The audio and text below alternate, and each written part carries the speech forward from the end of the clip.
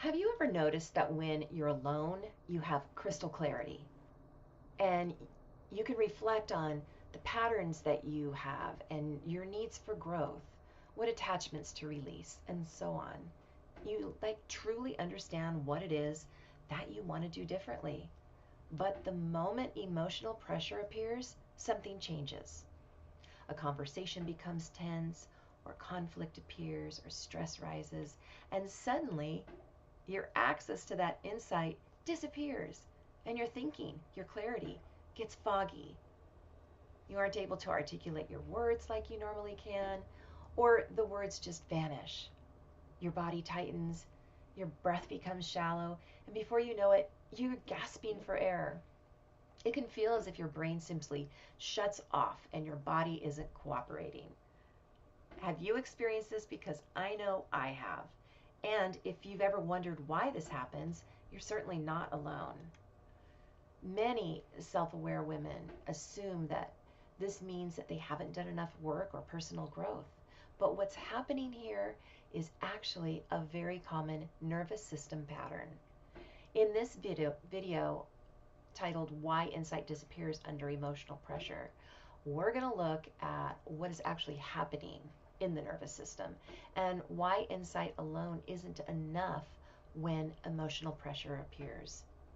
Because, like I said, you can understand yourself clearly when life is calm and you're in your own space, you know exactly how you want to respond in difficult situations. But then when you're in that situation and emotional pressure is ramped up, suddenly everything changes, especially if you're in a tense conversation or in a conflict with someone you care about. The understanding that you just had moments ago becomes really difficult to access. So when life is calm, the reflective parts of your brain are available. So insight lives mostly in the thinking mind. But when emotional pressure is present, it activates the nervous system much faster than your thoughts. And here's the part most personal growth work misses. It's important for you to know that what's happening here is not a failure of insight or a lack of clarity or even a loss of connection to spirit. It is a nervous system response.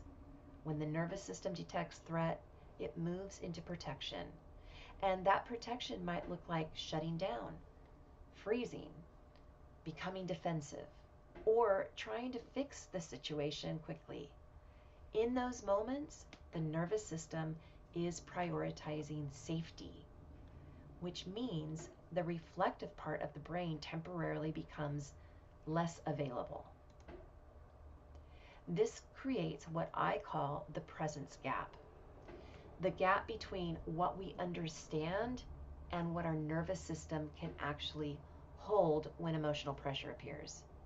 Closing that gap requires something a little more than insight.